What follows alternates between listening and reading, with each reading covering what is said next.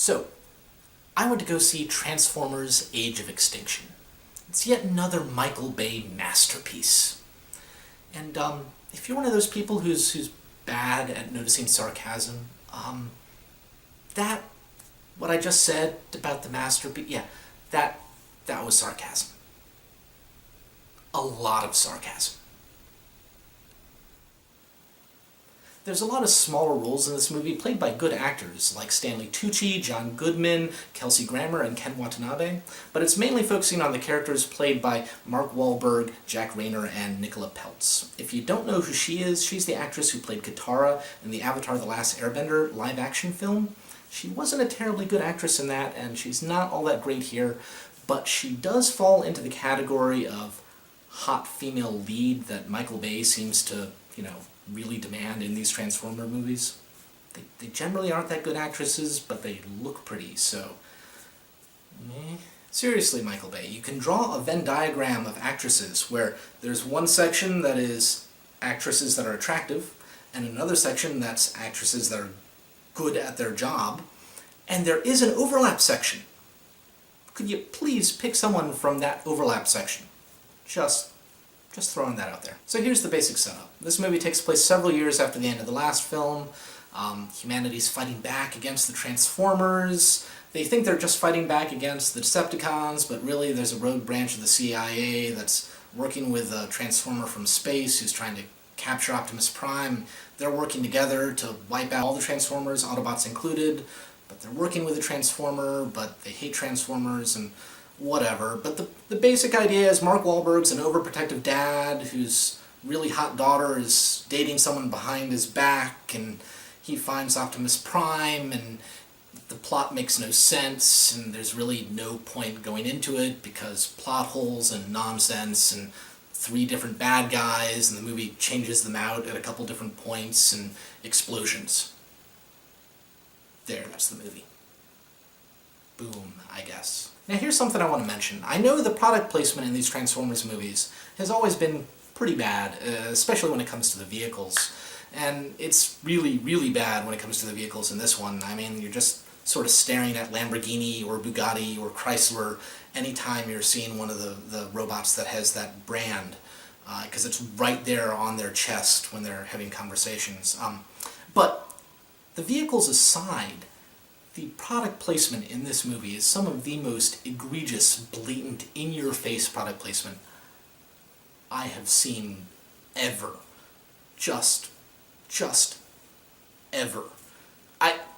This is going to be an exaggeration, but not much of an exaggeration, okay? So this is pretty much what they did in several points in the movie. Man, I'm really thirsty.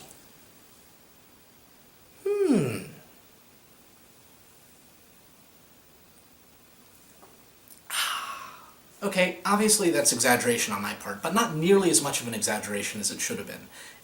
It was almost that bad. I kid you not. It's just not a good movie, folks. The plot has holes you can drive like a freaking planet through. The acting, well, okay, the acting is actually pretty decent, but the script, the actors have to work with what they're given, and the script is just terrible. It's this constant stream of inane, banal, stupid, make you want to pull your hair out dialogue.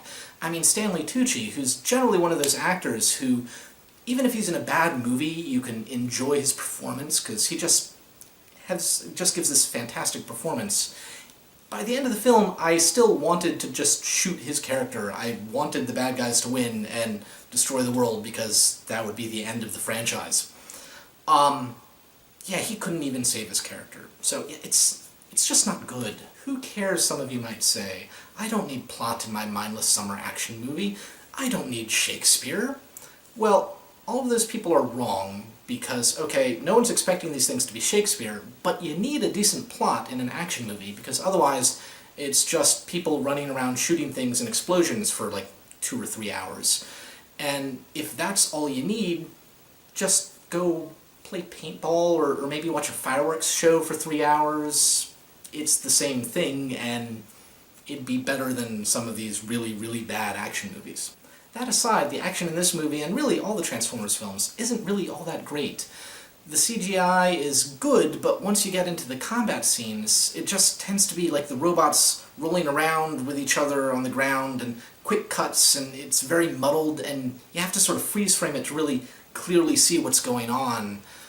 It's just not that great. And then in this one you add like shaky cam into a lot of the action sequences with the human actors, which is a decent number of the action scenes, and so that right there lowers the quality of the action. It's just not really that good. It's not horrible, mind you. And there's still lots of explosions and things getting cut apart, and dinosaur robots which come out of nowhere in the last little bit in the movie and then disappear and don't speak. So if the Dinobots were why you're going to go see this movie, don't bother. In the end, there is a group of people that will enjoy this movie. That would be people who've liked the other Transformers movies. Everyone else, however, stay very, very far away. Heck, Michael Bay even knows this is not a very good movie. He makes a joke earlier in the film about how Hollywood is doing nothing but cranking out mindless sequel after mindless sequel with too much CGI. He knows it's not all that great. But if you still feel like a giant robot action movie, may I maybe suggest Pacific Rim. It has its own set of issues, mind you, but it has a pretty consistent plot, decent acting, great special effects. I love it. But how about you? What's your favorite giant robot action movie? Leave comments below, and until next time, folks, enjoy film.